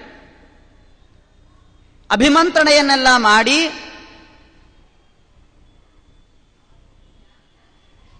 ಅವು ಇಬ್ಬರಿಗೆ ಹೇಳಿದ್ರು, ಹೆಂಡತಿಗೆ ಹೇಳಿ ಹೋದು, ನೋಡು ಎರಡೂ ಬೇರೆ ಬೇರೆ ಮಂತ್ರಗಳನ್ನು ಹೇಳಿ ಮಕ್ಕಳು ಹುಟ್ಟಲಿಕ್ಕೆ ಬೇಕಾದಂತಹ ಪುಂಸವನ ಮಂತ್ರವನ್ನು ಹೇಳಿ ಅಭಿಮಂತ್ರಣ ಮಾಡಿದಂತಹ ಈ ಚರು ಇದು ಅನ್ನ, ಈ ಭಾಗ ನಿನ್ನ ತಾಯಿಗೆ, ಈ ಭಾಗ ನಿನಗೆ ಅಂಥೇಳಿ ಎರಡು ಭಾಗ ಮಾಡಿ ಅವರವರಿಗೆ ಬೇರೆ ಬೇರೆ ಅಂತಲೇ ವ್ಯವಸ್ಥೆ ಮಾಡಿ ಹೇಳೇ ಸ್ನಾನಕ್ಕೆ ಅಂತ ಪುನಃಸ್ನಾನಕ್ಕೆ ಹೋಗಿದ್ರು. ಆದ್ರೆ ಏನು ಮಾಡಿದ್ಲಿಕ್ಕೆ ಸತ್ಯವತಿ ಮತ್ತು ತಾಯಿ ಹೇಳಿದ್ಲು, ನಿನ್ನ ಗಂಡ ನಿನಗಾಗಿ ಹೆಂಡತಿ ಅಂದ ಮೇಲೆ ಅಭಿಮಾನ ಹೆಚ್ಚಿರುತ್ತದೆ, ಒಳ್ಳೊಳ್ಳೆ ಮಂತ್ರಗಳನ್ನು ಹೇಳಿ ಅಭಿಮಂತ್ರಣ ಮಾಡಿರುತ್ತಾನೆ, ಅದನ್ನ ನೀನು ನನಗೆ ಕೊಡು ಅಂತಂದು. ತಾಯಿ ಮಾತು ಮೀರ್ಲಿಕ್ಕಿಲ್ಲ ಅಂತ ಹೇಳಿ ಸತ್ಯವತಿ ಏನು ಮಾಡಿದ್ಲು, ತಾವತ್ ಸತ್ಯವತಿ ಮಾತ್ರ ಸ್ವಚುರಂ ಯಾಚಿತಾ ಸತಿ ಶ್ರೇಷ್ಠಂ ಮತ್ವಾ ತಯಾಚತ್ ಮಾತ್ರೇ ಮಾತುರದತ್ ಸ್ವಯಂ. ತಾನು ಸ್ವೀಕಾರ ಮಾಡಬೇಕಾದಂಥ ಆ ಚರುವನ್ನ ತಾಯಿಗೆ ಕೊಟ್ಟು, ತಾಯಿ ಸ್ವೀಕಾರ ಮಾಡಬೇಕಾದಂತಹ ಚರುವನ್ನ ತಾನೇ ಸ್ವೀಕಾರ ಮಾಡಿಬಿಟ್ಟಿದ್ದಾಳೆ. ಹೀಗೆ ಸ್ವೀಕಾರ ಮಾಡಿದರು. ಸ್ನಾನ ಮುಗಿಸಿ ಇವರು ಬರ್ತಾರೆ, ತಮ್ಮ ದಿವ್ಯ ದೃಷ್ಟಿಯಿಂದ ವಿಚಾರ ಮಾಡಿ ನೋಡಿದರೆ, ಓ ನನ್ನ ಹೆಂಡತಿ ಚರು ವ್ಯತ್ಯಾಸವನ್ನು ಮಾಡಿ ಅನ್ನವನ್ನು ಸ್ವೀಕಾರ ಮಾಡಿದ್ದಾರೆ ಅಂಥೇಳಿ ತಿಳಿದ ಮೇಲೆ ಬೈದರು. ಪತ್ನೀಂ ಕಷ್ಟಮಕಾರ್ಷೀಹಿ, ಏನೇ ಯಾವ ರೀತಿ ಮಾಡಿದಿ ನೀನು ಎಂಥ ಪತ್ನಿ, ನೀನು ನಿಂದಿತವಾದಂತಹ ಕರ್ಮವನ್ನು ನೀನು ಮಾಡಿದ್ದಿ, ಆದ್ದರಿಂದ ನಿನ್ನಲ್ಲಿ ಹುಟ್ಟುವಂತಹ ಮಗ ಘೋರೋ ದಂಡಧರ ಪುತ್ರೋ, ಘೋರನಾದಂತಹ ದಂಡವನ್ನು ಧರಿಸಿದಂತಹ ವಿಚಿತ್ರವಾದಂತಹ ಪುರುಷ ನಿನ್ನ ಗರ್ಭದಿಂದ ಉತ್ಪನ್ನನಾಗ್ತಾನೆ ಅಂತ ಹೇಳ್ತಾರೆ. ಆದರೆ ನಿನ್ನ ತಾಯಿಗೆ ಮಾತ್ರ ಬ್ರಹ್ಮವಿತ್ತಮ, ಒಳ್ಳೆ ಬ್ರಹ್ಮಜ್ಞಾನಿ ಹುಟ್ಟುತ್ತಾನೆ. ನಿನ್ನಲ್ಲಿ ಒಳ್ಳೆಯ ಬ್ರಹ್ಮಜ್ಞಾನಿ ಹುಟ್ಟಬೇಕು ಅಂತ ನಾನು ಅಭಿಮಂತ್ರಣ ಮಾಡಿಟ್ಟಿದ್ದನ್ನ ನಿನ್ನ ತಾಯಿಗೆ ಕೊಟ್ಟಿರೋದ್ರಿಂದ ತಾಯಿಯಲ್ಲಿ ಬ್ರಹ್ಮವಿಜ್ಞಾನಿಯಾದಂಥ ಮಗ ಹುಟ್ಟುತ್ತಾನೆ. ತಾಯಿಯ ಚರುವನ್ನು ನೀನು ಸ್ವೀಕಾರ ಮಾಡಿದಿರೋದ್ರಿಂದಾಗಿ ಘೋರನಾದಂಥ ದಂಡಧಾರಿಯಾದಂಥ ಪುತ್ರ ಪ್ರಾಪ್ತಿ ನಿನಗೆ ಆಗ್ತದೆ ಅಂತಂದಾಗ ಬಹಳ ದುಃಖ ಆಯ್ತು ಅವಳಿಗೆ, ಸತ್ಯವತಿಗೆ. ಅನುಗ್ರಹವನ್ನು ಬೇಡಿದ್ಲು, ಇಲ್ಲ ನಿನ್ನ ಮಗ ಅಂತೂ ಘೋರನಾದಂಥ ವ್ಯಕ್ತಿ ಹುಡ್ತಾನೆ, ಅದರಲ್ಲಿ ಏನೂ ಸಂದೇಹ ಇಲ್ಲೇ ಇಲ್ಲ, ಮೊಮ್ಮಗ ಮಾತ್ರ ಒಳ್ಳೆ ವ್ಯಕ್ತಿ ಅಂತ ಇಷ್ಟು ಹೇಳಿದ ಮೇಲೆ, ಆಮೇಲೆ ಮೊಮ್ಮಗ ಅಂತಂದ್ರೆ ಪರಶುರಾಮ, ಮಗ ಅಂತಂದ್ರೆ ರುಚಿಕ ಮುನಿಗಳಿಗೆ ಸತ್ಯವತಿಯಲ್ಲಿ ಹುಟ್ಟಿದಂಥ ವ್ಯಕ್ತಿ ದಂಡಧರಾದಂತಹ ಜಮದಗ್ನಿ ಋಷಿಗಳು, ಅವರು ಉತ್ಪನ್ನರಾಗ್ತಾರೆ. ಈ ಏನು ಸತ್ಯವತಿ ಇದ್ದಲ್ಲ, ಇವಳು ಕೌಶಿಕಿ ಅನ್ನುವಂತಹ ನದಿಯಾಗಿ ಅವಳು ಹರಿದು ಬಿಡುತ್ತಾಳೆ. ತದನಂತರದಲ್ಲಿ ಜಮದಗ್ನಿ ಋಷಿಗಳು ರೇಣು ಅಂತಹ ರಾಜನ ಮಗಳಾದಂತಹ ರೇಣುಕೆಯನ್ನ ಮದುವೆ ಮಾಡಿಕೊಂಡ್ರು. ಆ ಜಮದಗ್ನಿ ಋಷಿಗಳಿಂದ ರೇಣುಕೆಯಲ್ಲಿ ವಸುಮದನೆ ಮೊದಲಾದಂತಹ ಮಕ್ಕಳು ಹುಟ್ಟುತ್ತಾರೆ. ಅದರಲ್ಲಿ ಕೊನೆಯಾದಂತಹ ವ್ಯಕ್ತಿನೇ ರಾಮ. ಬರೀ ರಾಮ ಅಂತಂದ್ರೆ ಎಲ್ಲರಿಗೂ ಸಂದೇಹ ಬರ್ತದೆ, ಯಾವ ರಾಮ ಅಂತ ಗೊತ್ತಾಗೋದಿಲ್ಲ. ಅದಕ್ಕೆ ರಾಮ ಅಂತಂದ್ರೆ ಜಮದಗ್ನಿ ಋಷಿಗಳಿಂದ ರೇಣುಕೆಯಲ್ಲಿ ಹುಟ್ಟಿದಂತಹ ರಾಮ ಅಂತಂದ್ರೆ ಯಾರು? ಪರಶುರಾಮ ಅಂತ ಅರ್ಥ. ಶುಕಾಚಾರ್ಯರು ಹೇಳಿದ್ರು, ಈ ಪರಶುರಾಮ ಬೇರೆ ಯಾವುದೋ ಒಬ್ಬ ವ್ಯಕ್ತಿ ಅಂತ ಅನ್ಕೊಳ್ಬೇಡ, ಯಮಾಹುರು ವಾಸುದೇವಾಂಶಂ, ವಾಸುದೇವ ಪರಮಾತ್ಮನ ಅಂಶದಿಂದ ಕೂಡಿದಂತಹ ವ್ಯಕ್ತಿ. ಹೈಹರ ರಾಜರು ಅಂತೇನಿದ್ದಾರೆ, ಕಾರ್ತಿವೀರ್ಯಾರ್ಜುನ, ಇವರೆಲ್ಲ ಹೈಹಯ ರಾಜರು, ಆ ವಂಶದಲ್ಲಿ ಬಂದವರು. ಇವ್ರನ್ನೆಲ್ಲ ಕ್ಷತ್ರಿಯಗಳನ್ನ 21 ಬಾರಿ ಭೂಮಂಡಲ ಪ್ರದಕ್ಷಿಣೆಯನ್ನು ಮಾಡುವುದರ ಮುಖಾಂತರವಾಗಿ ಅವ್ರನ್ನೆಲ್ಲ ಸಂಹಾರ ಮಾಡಿದಂಥ ವ್ಯಕ್ತಿ. ಅಹಂಕಾರದಿಂದ ಕೂಡಿದ, ಭೂಮಿಗೆ ಭಾರರಾದ, ಅಬ್ರಹ್ಮಣ್ಯರಾದ, ಅಧರ್ಮಿಗಳಾದಂತಹ, ರಜೋತಮೋ ಗುಣಗಳಿಂದ ರಾಗದ್ವೇಷಾದಿಗಳಿಗೆ ಒಳಗಾಗಿ ಸ್ವಲ್ಪ ಅಪರಾಧವನ್ನು ಮಾಡಿದವರಿಗೆ ತುಂಬ ಶಿಕ್ಷೆಯನ್ನು ಕೊಡುವಂತಹ ಅಧರ್ಮಿಷ್ಠರಾದಂತಹ ಆ ಕ್ಷತ್ರಿಯರನ್ನ 21 ಬಾರಿ ಭೂಮಂಡಲದಲ್ಲಿ ತಿರುಗಿ ಸಂಹಾರ ಮಾಡಿದಂಥವನು ಇವ ವಾಸುದೇವನ ಅಂಶ ಅಂತಂದ್ರಲ್ಲ. ಅದರಲ್ಲಿ ಭಾಗವತ ತಾತ್ಪರ್ಯ ನಾವು ವಿಚಾರ ಮಾಡಬೇಕು. ದ್ವಿತೀಯ ಸ್ಕಂದದಲ್ಲಿ, ಪ್ರಥಮ ಸ್ಕಂದದಲ್ಲಿ ಆಚಾರ್ಯರು ತಿಳಿಸಿದ್ದಾರೆ ಅದನ್ನು. ಅಂಶಗಳು 2 ವಿಧ, ಒಂದು ಸ್ವಾಂಶ, ಇನ್ನೊಂದು ಭಿನ್ನ ಅಂಶ ಅಂತ. ಪರಮಾತ್ಮನ ನೇರವಾದಂತಹ ಅವತಾರಗಳೇನಿದ್ದಾವೆ, ರಾಮ, ಕೃಷ್ಣ, ವಾಸುದೇವ, ಇದೆಲ್ಲ ನಾರಾಯಣನ ಅವತಾರ, ಇದೆಲ್ಲ ಸ್ವಾಂಶಾವತಾರ ಅಂತ ಅರ್ಥ. ಬ್ರಹ್ಮವಾಯುಗಳಲ್ಲಿರುವಂತಹ ಆ ಏನು ಅಂಶ ಏನಿದೆ ಪರಮಾತ್ಮನದ್ದು, ಅದು ಭಿನ್ನಾಂಶ ಅಂತ ಅರ್ಥ. ಈ ಪರಶುರಾಮ ಭಿನ್ನಾಂಶ ಅಲ್ಲ, ಸ್ವಾಂಶ, ಸಾಕ್ಷಾತ್ ಪರಮಾತ್ಮನ ಅವತಾರ. ಇಷ್ಟೆಲ್ಲ ಹೇಳಿದ ಮೇಲೆ ಪರೀಕ್ಷಿತ್ ರಾಜ ಕೇಳ್ತಾನೆ, ಕಿಂ ತದಮ್ಹೋ ಭಗವತೋ ರಾಜನ್ಯ ಅಜಿತತ್ಮವಿಹಿ. ಅಲ್ರಿ ಆಚಾರ್ಯ, ಯಾಕವರು ಈ ಪರಶುರಾಮ 21 ಬಾರಿ ಯಾಕೆ ಅವರನ್ನ ಸಂಹಾರ ಮಾಡಲಿಕ್ಕೆ ಹೊರಟ? ಅಂತಹ ಅಪರಾಧವನ್ನ ಮಾಡಿದ, ಏನ್ ಮಾಡಿದ್ರು ಹರಿಹರ ರಾಜರು? ಅಂತಹ ದೊಡ್ಡ ಅಪರಾಧವನ್ನಾದ್ರೂ ಏನ್ ಮಾಡಿದ್ರು ಅವರು? ಅದನ್ನೆಲ್ಲ ವಿಸ್ತಾರವಾಗಿ ಹೇಳಬೇಕು ಅಂತ ಕೇಳಿದಾಗ ಶುಕಾಚಾರ್ಯರು ಹೇಳಿದರು, ಹೈಹಯಾನಾಮಧಿಪತಿ ಅರ್ಜುನ ಕ್ಷತ್ರಿಯ ಋಷಭ ದತ್ತಂ ನಾರಾಯಣಸ್ಯಾಂಶಂ ಆರಾಧ್ಯ ಪರಿಕರ್ಮಭಿಃ. ನೋಡಪ್ಪ, ಇಡೀ ಹೈಹಯ ವಂಶದವರಿಗೆಲ್ಲ ಅಧಿಪತಿಯಾದಂಥವನು ಅರ್ಜುನ, ಅಂದರೆ ಕಾರ್ತಿವೀರ್ಯಾರ್ಜುನ. ಕ್ಷತ್ರಿಯರಲ್ಲಿ ಶ್ರೇಷ್ಠ ವ್ಯಕ್ತಿ ಅವ.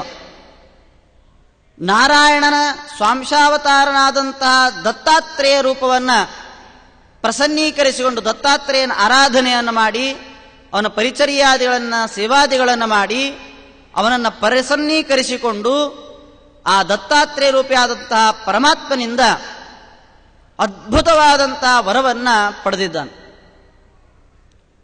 1000 ಬಾಹುಗಳನ್ನು ಪಡೆದ. ಅಷ್ಟೇ ಇಲ್ಲ, ದುರ್ಧರ್ಷತ್ವಂ ಅರತಿಷು, ಎಂತಹ ಬಲಿಷ್ಠರಾದಂತಹ ಶತ್ರುಗಳು ಬಂದರೂ ಅವರನ್ನು ಎದುರಿಸುವಂತಹ ತಾಕತ್ತನ್ನು ಪಡೆದುಕೊಂಡಿದ್ದ. ತೇಜಸ್ಸು, ಅವಷ್ಟಂಭನ ಶಕ್ತಿ, ಶರೀರಕಾಂತಿ, ವೀರ್ಯ, ಕೀರ್ತಿ, ಬಲ, ಶೌರ್ಯ, ಇದನ್ನೆಲ್ಲ ದತ್ತಾತ್ರೇಯನಿಂದ ಪಡೆದುಕೊಂಡಿದ್ದಾನೆ. ಇಷ್ಟು ಮಾತ್ರ ಅಲ್ಲಂತ, ಯೋಗೇಶ್ವರತ್ವಂ ಐಶ್ವರ್ಯಂ, ಬೇಕಾದಷ್ಟು ಸಂಪತ್ತು ಮತ್ತು ಯೋಗೇಶ್ವರತ್ವ ಅಂತಂದ್ರೆ ಅಣಿಮಾದಿ ಅಷ್ಟ ಐಶ್ವರ್ಯತ್ವವನ್ನು, ಅಣಿಮ, ಲಘಿಮ, ಚೈವ, ಗರಿಮ ಅಂತ ಎಲ್ಲ ಬರ್ತದೆ. ಹೀಗೆ ಅಷ್ಟ ಐಶ್ವರ್ಯತ್ವವನ್ನು ಇದನ್ನೆಲ್ಲ ಪಡೆದುಕೊಂಡಂತಹ ಆ ಕಾರ್ತಿವೀರ್ಯಾರ್ಜುನ ಎಂತಹ ಬಲಿಷ್ಠ, ಎಂತಹ ಒಂದು ಶೌರ್ಯ ಅಂತಂದ್ರೆ ಅದನ್ನು ವರ್ಣನೆ ಮಾಡುತ್ತಾರೆ ಶುಕಾಚಾರ್ಯರು ಪರೀಕ್ಷಿತ್ ರಾಜನಿಗೆ. ನೋಡಪ್ಪ, ಒಂದು ದಿವಸ ಅವ ನರ್ಮದಾ ನದಿಗೆ, ಅಲ್ಲಿಗೆ ತನ್ನ ಹೆಣ್ಣುಮಕ್ಕಳನ್ನೆಲ್ಲ ಕರ್ಕೊಂಡು ಹೋಗಿ ಜಲಕ್ರೀಡೆಯನ್ನು ಆಡ್ತಾ ಇದ್ದ.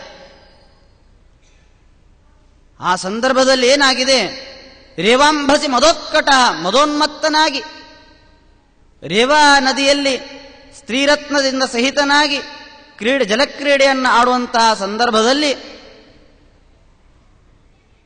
ಅದರಲ್ಲಿ ಹೇಗೆ ವೈಜಯಂತಿ ಮಾಲೆಯನ್ನು ಹಾಕ್ಕೊಂಡೇ ಜಲಕ್ರೀಡೆ ಆಡ್ತಿದ್ದಂತೆ.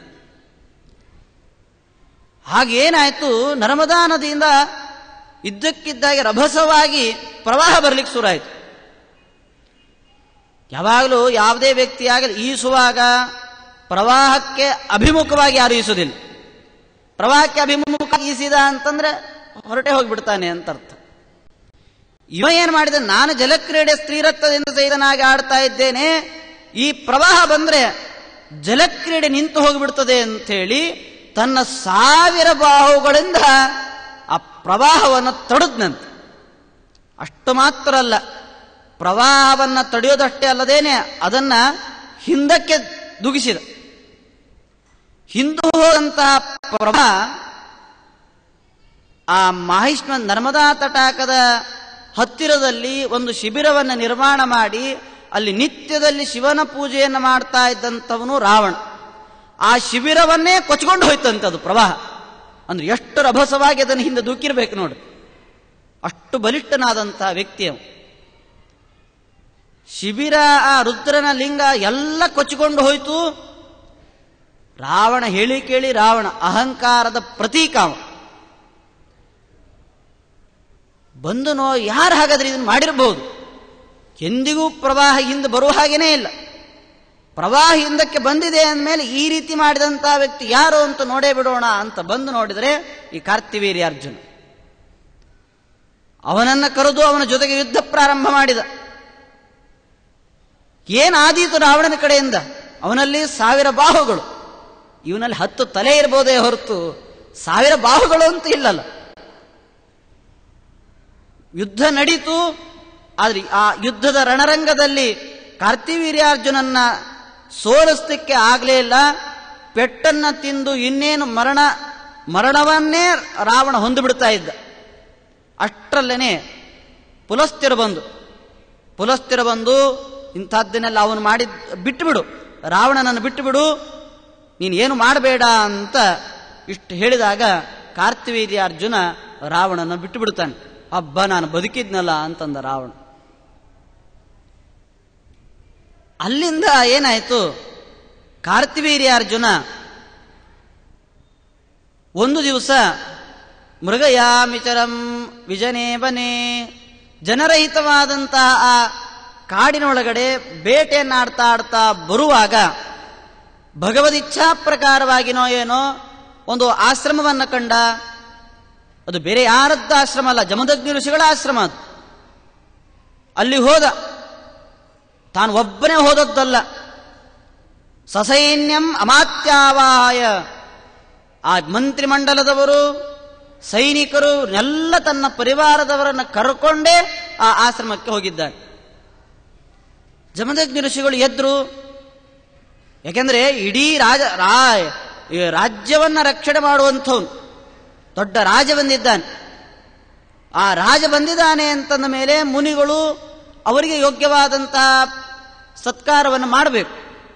ಹಾಗಾಗಿ ಜಮದಗ್ನಿ ಋಷಿಗಳು ನರದೇವನಾಗಿ ಬಂದಂತಹ ಆ ಕಾರ್ತಿವೀರ್ಯಾರ್ಜುನನಿಗೆ ಸಸೈನ್ಯ ಸಮೇತನಾದಂತಹ ವ್ಯಕ್ತಿಗೇನೆ ಅವನ ಯೋಗ್ಯತೆಗೆ ಅನುಗುಣವಾಗಿ ಸತ್ಕಾರವನ್ನು ಮಾಡಿದ. ವೈಭವದ ಸತ್ಕಾರ ಅಂತದ್ದು ಹಿಂದೆ ಯಾರೂ ಮಾಡಿಲ್ಲ, ಮುಂದೆ ಯಾರೂ ಮಾಡಲಿಕ್ಕಿಲ್ಲ ಅಂತ ವೈಭವೋಪೇತವಾದ ಸತ್ಕಾರ. ಬೇಕಾದಷ್ಟು ಭಕ್ಷ್ಯ ಭೋಜ್ಯಾದಿಗಳು, ಎಲ್ಲರಿಗೂ ತಿನ್ನಲಿಕ್ಕೆ ಬೇಕಾದಷ್ಟು, ಕುಡಿಲಿಕ್ಕೆ ಬೇಕಾದಷ್ಟು. ಕುಡಿಯೋದಂದ್ರೆ ಆದಲ್ಲ, ಹಾಲು ನೀರು.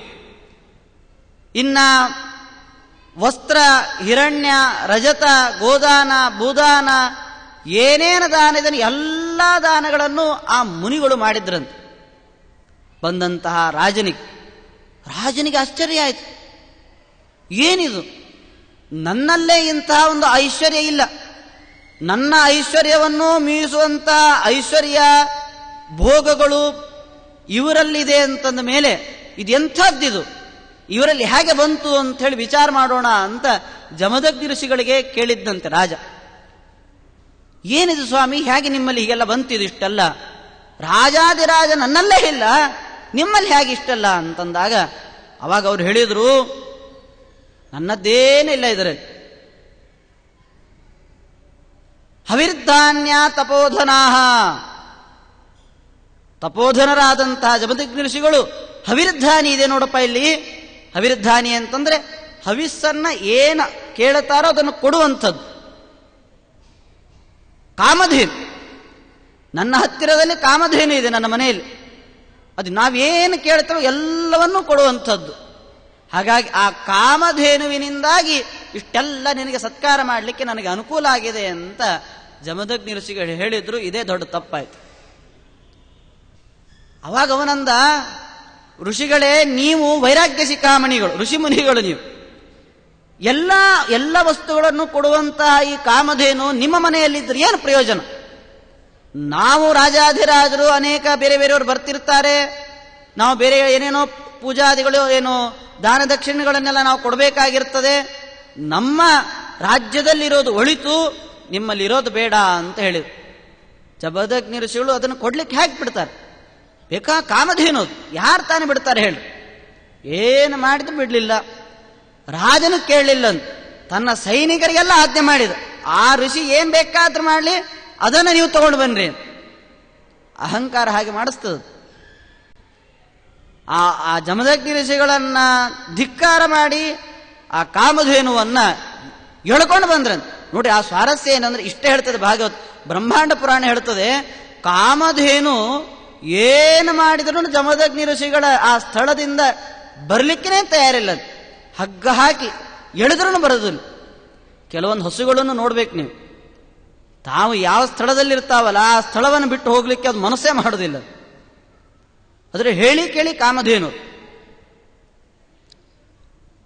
ಆದರೂ ಆಗ್ಲಿಲ್ಲ. ಕೊನೆಗೆ ಏನು ಸಾವಿರಾರು ಸೈನಿಕರು ಬಂದು ಎಳಿತಾ ಇದ್ದಾಗ ಅನಿವಾರ್ಯವಾಗಿ ಆ ಕಾಮಧೇನು ಅಲ್ಲಿಂದ ಹೊರಡಬೇಕಾಯಿತು. ಹೊರಡುವಾಗ ಕಾಮಧೇವಿನ ಕಣ್ಣಲ್ಲಿ ನೀರಂತೆ. ಜಮದಗ್ನಿ ಋಷಿಗಳಿಗೆ ಬೇಸರ, ಕಾಮಧೇನುಗೆ ಹೊರಡಲಿಕ್ಕೆ ಮನಸ್ಸಿಲ್ಲ, ಆದರೂ ಎಳ್ಕೊಂಡು ಹೋದ ರಾಜ. ಇಷ್ಟೆಲ್ಲ ಆದ ಮೇಲೆ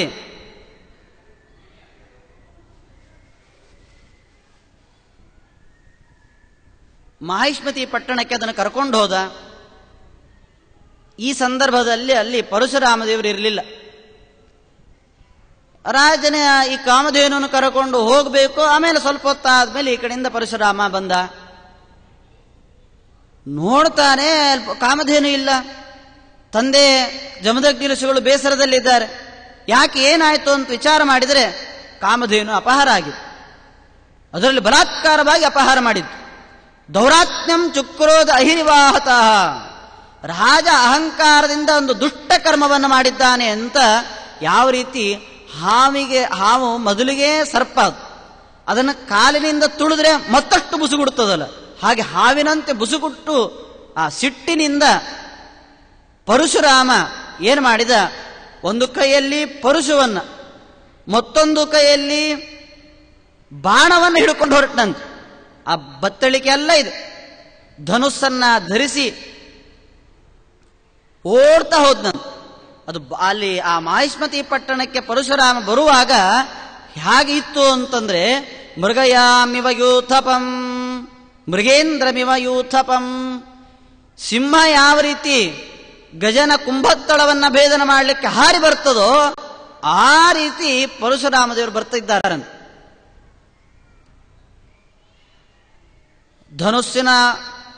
ಧನುರ್ಧರರು ಪರಶ್ವಧವನ್ನ ಆಯುಧವನ್ನಾಗಿ ಧರಿಸಿದ್ದಾರೆ. ಕೊಡಲಿಯನ್ನ, ಐಣ ಚರ್ಮವನ್ನು ಧರಿಸಿದ್ರು. ಜಟೆಯಿಂದ ಕೂಡಿದಂತಹ ಪರಶುರಾಮನನ್ನು ನೋಡಿ ರಾಜ ಏನು ಮಾಡಿದ, ತನ್ನ ಸೈನ್ಯವನ್ನು ಕೊಟ್ಟು ಕಳಿಸಿದ. ಆ ಪರಶುರಾಮ ಏನು ಮಾಡಲಿಕ್ಕೆ ಸಾಧ್ಯ ಇದೆ, ಒಬ್ಬನೇ ಇದ್ದಾನೆ, ನೀವೆಲ್ಲ ಹೋಗಿ ಅವನ ಜೊತೆಗೆ ಯುದ್ಧವನ್ನು ಮಾಡ್ರಿ ಅಂತ.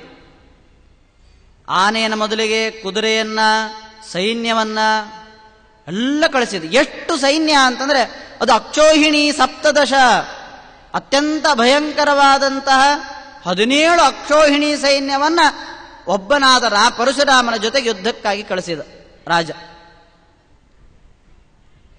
ಆ ಪರಶುರಾಮ ದೇವರು ಬಾಣಪ್ರಯೋಗವನ್ನು ಮಾಡಿ ಕೊಡಲಿಯಿಂದಲೇನೆ ಎಲ್ಲೆಲ್ಲಿದ್ರೋ ಆ ಎಲ್ಲಾ ಸೈನಿಕರ ಕುದುರೆಗಳನ್ನ, ಆಮೇಲೆ ಅಶ್ವವನ್ನ, ಸೈನಿಕರನ್ನ ಎಲ್ಲರನ್ನೂ ಸದೆಬಡಿದ್ರು. ಕೆಲವರು ಭುಜಕ್ಕೆ, ಕೆಲವರು ರುಂಡವನ್ನ, ಆ ರುಂಡವನ್ನೇ ಚಂಡಾಡಿ ಇಡೀ ಆ ಮಾಹಿಷ್ಮತಿ ಪಟ್ಟಣ ಏನಾಗಿದೆ ಅಂತಂದ್ರೆ ರಕ್ತದ ಮಡುವೆಯಲ್ಲಿ ಹರಿತಾ ಇತ್ತಂತೆ. ಅಂತ ಘನಘೋರವಾದಂತಹ ಯುದ್ಧ ನಡೀತಾ ಸಂದರ್ಭದಲ್ಲಿ ಅವರ ಚರ್ಮ, ದೇಹ ಎಲ್ಲ ಬಿದ್ದು ಹೋಯಿತು, ರಕ್ತ ಹರಿತಾ ಇದೆ. ಇದನ್ನು ನೋಡಿದ ಕಾರ್ತಿವೀರ್ಯಾರ್ಜುನ, ಅಥಾರ್ಜುನ ಪಂಚಶತೇಷು ಬಾಹುಬಿಹಿ, ನನ್ನ ಸೈನಿಕರನ್ನೆಲ್ಲ ಸಂಹಾರ ಮಾಡಿ ಇಡೀ ನನ್ನ ಪಟ್ಟಣವನ್ನೇ ಸ್ಮಶಾನವನ್ನಾಗಿ ಮಾಡಿದ್ದಾನಲ್ಲ ಪರಶುರಾಮ, ಅವನು ಈ ಸಂದರ್ಭದಲ್ಲಿ ನಾನು ಸುಮ್ಮನೆ ಬಿಡಬಾರದು, ಅವನ ಸಂಹಾರ ಮಾಡಬೇಕು ಅಂಥೇಳಿ ಬಂದ ಕಾರ್ತಿವೀರ್ಯಾರ್ಜುನ ಏನು ಮಾಡಿದ ಅಂತಂದ್ರೆ 500 ಕೈಯಿಂದ 500 ಬಾಹುಗಳಿಂದ ಧನುಸ್ಸನ್ನ ಧರಿಸಿ ಅದಕ್ಕೆಲ್ಲ ಬಾಣವನ್ನ ಸಂಯೋಜನೆ ಮಾಡಿ ಬಿಡಬೇಕು. 500 ಬಾಣಗಳನ್ನು ಒಟ್ಟಿಗೆ ಬಿಡ್ತಾ ಇದ್ದಾನೆ. ಆದರೆ ಪರಶುರಾಮ ದೇವರು ಮಾತ್ರ ಸಮಗ್ರಣಿ ತಾನೇಕ ಬಧೆ ಇಶುಭಿ ಅಚ್ಚಿನತ್ ಸಮಂ. 500 ಬಾಣಗಳನ್ನ ಪರಶುರಾಮ ದೇವರು ಒಂದೇ ಬಾಣದಿಂದ ಅವುಗಳನ್ನೆಲ್ಲ ಆ ಕಡೆ ಸರಿಸಿಬಿಟ್ರಂತೆ, ಅವುಗಳೆಲ್ಲ ಬಿದ್ದು ಹೋಗುವಂತೆ ಮಾಡಿಬಿಟ್ರು. ಅಂದ್ರೆ ಪರಶುರಾಮ ಅಂದ್ರೆ ಪರಮಾತ್ಮ, ಅದು ಎಂಥ ಸಾಮರ್ಥ್ಯ. ಮತ್ತೇನು ಮಾಡಿದರು, ಅಲ್ಲಲ್ಲಿ ವೃಕ್ಷಗಳಿದ್ದು ಬೆಟ್ಟಗಳಿದ್ದು ಅದನ್ನೆಲ್ಲ ತಗೊಂಡು ಕಾರ್ತಿವೀರ್ಯಾರ್ಜುನನಿಗೆ ಎಸೆದ್ರಂತೆ. ಅಷ್ಟಾದರೂ ಕಾರ್ತಿವೀರ್ಯಾರ್ಜುನಿಗೆ ಏನಾಗ್ಲಿಲ್ಲ. ಕೊನೆಗೆ ಭುಜಾನ್ ಕುಠಾರೇನ ಕಠೋರ ನೇಮಿನ ಅತ್ಯಂತ ಚೂಪಾದಂತಹ ಕೊಡಲಿಯಿಂದ ಅವನ ಭುಜಕ್ಕೇನೆ ಹಾಕಿದ್ರು ಪೆಟ್ಟು. ಭುಜ ತುಂಡಾಯಿತು. ಚಿಚ್ಚೇದರಾಮ ಪ್ರಸವಂ ಹಸನ್ನಿವ. ಅನಾಯಾಸವಾಗಿ ನಗನಗತ ಆ ದುಷ್ಟನಾದಂತಹ ಕಾರ್ತಿವೀರ್ಯಾರ್ಜುನ ಶಿರಸ್ಸನ್ನೇ ಛೇದನೆ ಮಾಡಿಬಿಟ್ಟು ಆ ರುಂಡವನ್ನ ಚಂಡಾಡಿದರು. ಯಾವ ರೀತಿ ಪರ್ವತವನ್ನ ಇಂದ್ರ ತನ್ನ ವಜ್ರಾಯುಧದಿಂದ ಪರ್ವತವನ್ನ ಛೇದನ ಮಾಡಿದಾಗ ಪರ್ವತ ಹೇಗೆ ಉರುಳಿ ಬಿತ್ತೋ ಆ ರೀತಿ ಕುಠಾರದ ಪೆಟ್ಟಿನಿಂದಾಗಿ ದೊಡ್ಡದಾದಂತಹ ಅವನ ಶಿರಸ್ಸು ಕೆಳಗಡೆ ಉರುಳಿ ಬಿತ್ತಂತೆ ಕಾರ್ತಿವೀರ್ಯಾರ್ಜುನಂತೆ. ತಂದೆಯ ಮರಣವನ್ನು ಹೊಂದಿದ. ಅವನ ಮಕ್ಕಳು ಯುದ್ಧಕ್ಕೆ ಬಂದಿರಲಿಲ್ಲ, ಸೈನಿಕರು ಬಂದಿದ್ದು. ಆ ಕಾರ್ತಿವೀರ್ಯಾರ್ಜುನನ ಮಕ್ಕಳು 10,000 ಜನ. ನೋಡಿದ್ರು ತಂದೆ ಬೇರೆ ಮರಣವನ್ನು ಹೊಂದ್ಬಿಟ್ಟ, ಇನ್ನು ನಾವೇನಾದ್ರೂ ಆ ಒಂದು ಸಿಟ್ಟಿನಿಂದ ಯುದ್ಧಕ್ಕೆ ಅಂತ ಹೋದ್ರೆ ನಮ್ಮನ್ನು ಉಳಿಸುವುದಿಲ್ಲ ಪರಶುರಾಮ. ಹಾಗಾಗಿ ಪರಶುರಾಮ ದೇವರಿಗೆ ಹೆದರಿ ಈ 10,000 ಜನ ಕಾರ್ತಿವೀರ್ಯಾರ್ಜುನನ ಮಕ್ಕಳು ಹೆದರಿ ಓಡಿ ಹೋಗಿಬಿಡ್ತಾರೆ. ಈ ಪರಶುರಾಮ ದೇವರು ಏನ್ ಮಾಡಬೇಕು, ಆ ಏನು ಕಾಮಧೇನು ಇತ್ತಲ್ಲ, ಕಾಮಧೇನುವನ್ನ ಅಲ್ಲಿಂದ ಕರ್ಕೊಂಡು ತಮ್ಮ ಮನೆಗೆ ಹೋಗಿ ಆಶ್ರಮಕ್ಕೆ ಹೋಗಿ ತಂದೆಯಾದಂತಹ ಜಮದಗ್ನಿ ಋಷಿಗಳಿಗೆ ಅದನ್ನು ಒಪ್ಪಿಸಿ ತಾವು ಮಾಡಿದಂತಹ ಅತ್ಯಂತ ಅದ್ಭುತವಾದಂತಹ ಕ್ಲಿಷ್ಟಕರವಾದಂತಹ ಈ ಏನು ರಾಕ್ಷಸರ ಏನು ಕಾರ್ತಿವೀರ್ಯಾರ್ಜುನ ಕ್ಷತ್ರಿಯರ ಸಂಹಾರದ ವಿಷಯವನ್ನ ತಂದೆ ತಾಯಿ ಅಣ್ಣಂದಿರ ಮುಂದೆ ಎಲ್ಲ ನಡೆದ ವಿಷಯವನ್ನೆಲ್ಲ ಹೇಳಿದರು. ನಮ್ಮ ತಂದೆ ಮುಂದೆ ನಾವು ಹೇಳಿದ್ರೆ ಇಂಥವೆಲ್ಲ ದುಷ್ಟರು ನಾನು ಸಂಹಾರ ಮಾಡಿ ಈ ರೀತಿ ಮಾಡಿದೆ ಅಂತ ಹೇಳಿದ್ರೆ ಒಳ್ಳೆ ಕೆಲಸ ಮಾಡಿದೆ ಅಂತಿದ್ರು. ಆದರೆ ಜಮದಗ್ನಿ ಋಷಿಗಳು ಹೇಳ್ತಾರೆ, ವಾಸ್ತವಿಕವಾಗಿ ಜಮದಗ್ನಿ ಋಷಿಗಳಿಗೆ ಅನ್ಯಾಯ ಮಾಡಿದಂತಹ ಕಾರ್ತಿವೀರ್ಯಾರ್ಜುನ ಅವನ ಸಂಹಾರ ಮಾಡಿ ಪರಶುರಾಮ ದೇವರು ಬಂದಿದ್ದಾರೆ ಅಂದ್ರೆ ಒಳ್ಳೆ ಕೆಲಸ ಮಾಡಿದೆ ಅಂತ ಹೇಳಬೇಕಾಗಿತ್ತು. ಆದರೆ ಜಮದಗ್ನಿ ಋಷಿಗಳು ಏನು ಹೇಳಿದರು, ವಯಮ್ಮೆ ಬ್ರಾಹ್ಮಣಸ್ತಾತ ಕ್ಷಮಯ ಅರ್ಹಣತಾಂ ಗತಃ ಅವಧೀರ್ ನರದೇವಂ ಯತ್ ಸರ್ವದೇವಮಯಂ ರಥ. ಎಂಥ ಕೆಲಸ ಮಾಡಿದೆವು ಪರಶುರಾಮ, ದೊಡ್ಡ ಅಪರಾಧ ನಿನ್ನಿಂದ ಆಯ್ತಿದ್ದು. ಯಾಕೆಂದ್ರೆ ಸರ್ವದೇವಮಯ ರಾಜ ಅವ, ನಾವು ಬ್ರಾಹ್ಮಣರು, ಬ್ರಾಹ್ಮಣರಿಗೆ ಇರಬೇಕಾದದ್ದೇನು ಕ್ಷಮ, ಸಹನೆ ಇರಬೇಕು. ಸಹನೆಯಿಂದಲೇನೆ ಎಲ್ಲ ಕಾರ್ಯಗಳನ್ನು ಸಾಧನೆ ಮಾಡಬೇಕು. ನಾವು ಕ್ರೋಧದಿಂದ ಮಾಡಿದರೆ ಅದು ತಪ್ಪು. ಆದರೆ ಕ್ಷಮೆಯಿಂದ ನಾವು ನಡೆಸಬೇಕಾದದ್ದನ್ನ ಸಿಟ್ಟಿನಿಂದ ನೀನು ಏನು ಮಾಡಿದಿ, ಆ ಇಡೀ ರಾಜ್ಯವನ್ನು ರಕ್ಷಣೆ ಮಾಡುವಂತಹ ರಾಜನನ್ನು ಸಂಹಾರ ಮಾಡಿದೆ ಅಂತಂದ ಮೇಲೆ ಇದರಿಂದ ಪರಮಾತ್ಮ ಸಂತೋಷಗೊಳ್ಳುವುದಿಲ್ಲ ಅಂತಾರೆ. ದೊಡ್ಡ ಅಪರಾಧ ನಿನ್ನಿಂದ ನಡೆದಿದೆ, ಪಾಪಕ್ಕೆ ಭಾಗಿಯಾಗಿದ್ದಿ ನೀನು. ಯಾಕೆಂದ್ರೆ ಯಾವುದೇ ಒಬ್ಬ ರಾಜನನ್ನ ಪಟ್ಟಾಭಿಷಿಕ್ತನನ್ನಾಗಿ ಮಾಡಿದ ಮೇಲೆ ಅವನ ಸಂಹಾರ ಮಾಡಿದರೆ ಅದು ಬ್ರಹ್ಮವದಾದ್ಗುರು, ಬ್ರಹ್ಮವದಕ್ಕೆ ಸಮಾನ ಆಗ್ತದೆ ಅಂತ ಗುರುಗಳು ಹೇಳಿದ್ದಾರೆ. ಬ್ರಹ್ಮವಧೆ ಮಾಡಿದಂತಹ ಪಾಪ ನಿನಗೆ ಅಂಟಿಕೊಂಡಿದೆ, ಈ ಪಾಪದ ಪರಿಹಾರ ಆಗಬೇಕು ಅನ್ನೋ ಉದ್ದೇಶದಿಂದ ನೀನೇನ್ ಮಾಡಬೇಕು ಅಂತಂದ್ರೆ ತೀರ್ಥ ಸಂಸೇವಯ ಚಾಮೋ ಜೈಹಂಗಾಚ್ಯುತ ಚೇತನಃ, ತೀರ್ಥಾಟನೆಯನ್ನ ಮಾಡಿ ಈ ಪಾಪದಿಂದ ನೀನು ಕಳುಚಿಕೋ, ಅಚ್ಯುತನಲ್ಲೇ ಮನಸ್ಸನ್ನು ಇಡು ಅಂಥೇಳಿ ತೀರ್ಥಾಟನೆ ಮಾಡು ಅಂತ ಜಮದಗ್ನಿ ಋಷಿಗಳು ಪರಶುರಾಮದೇವರನ್ನು ಕಳಿಸಿಬಿಡ್ತಾರೆ. 1 ವರ್ಷಗಳ ಕಾಲ ತೀರ್ಥಯಾತ್ರೆಗೆ ಅಂತ ಹೊರಟು ಹೋದ್ರು ಪರಶುರಾಮದೇವರು. ಒಂದು ದಿವಸ ಏನಾಗಿದೆ, ಪ್ರತಿನಿತ್ಯ ಹೋಮವನ್ನು ಮಾಡೋರು ಜಮದಗ್ನಿ ಋಷಿಗಳು. ಹೋಮ ನಡೆಯುವಂತಹ ಸಂದರ್ಭ, ಕಲಶ ಪೂಜೆ, ಕಲಶ ಪ್ರತಿಷ್ಠಾಪನೆಯೆಲ್ಲ ಮಾಡಬೇಕು. ಆ ಕಲಶ ಪ್ರತಿಷ್ಠಾಪನೆಗೆ ಬೇಕಾದಂಥದ್ದು ಕಲಶೋದಕ ನೀರು ಬೇಕಲ್ಲ, ಆ ನೀರು ತರಬೇಕು ಅಂತ ಹೇಳಿ ಗಂಗೆಯಿಂದ ನೀರು ತರಬೇಕು ಅಂತ ರೇಣುಕೆಯನ್ನು ಕಳಿಸಿದ್ರು. ಆದ್ರೆ ಏನ್ ಮಾಡೋದು, ರೇಣುಕೆ ಕೊಡ ಹಿಡ್ಕೊಂಡು ಗಂಗೆ ನೀರು ತಗೊಂಡು ಬರೋಣ ಅಂತ ಹೋಗಿದ್ದಾಳೆ. ಆದ್ರೆ ಅಲ್ಲೇನ್ ನಡೆದಿದೆ ಘಟನೆ ಅಂತಂದ್ರೆ, ಚಿತ್ರರಥ ಅನ್ನುವಂಥ ಗಂಧರ್ವ ರಾಜ ತನ್ನ ಸ್ತ್ರೀಯರ ಜೊತೆಗೆ, ಅಪ್ಸರಾ ಸ್ತ್ರೀಯರ ಜೊತೆಗೆ ಇದ್ದ. ಅದನ್ನ ನೋಡಿ ಒಂದು ಕ್ಷಣ ಅವಳ ಮನಸ್ಸು ವಿಚಲಿತ ಆಯಿತು. ಅಷ್ಟರಲ್ಲೇನೆ ಮನಸ್ಸು ಬದಲಾಯಿತು. ಅಯ್ಯೋ, ನಾನು ಈ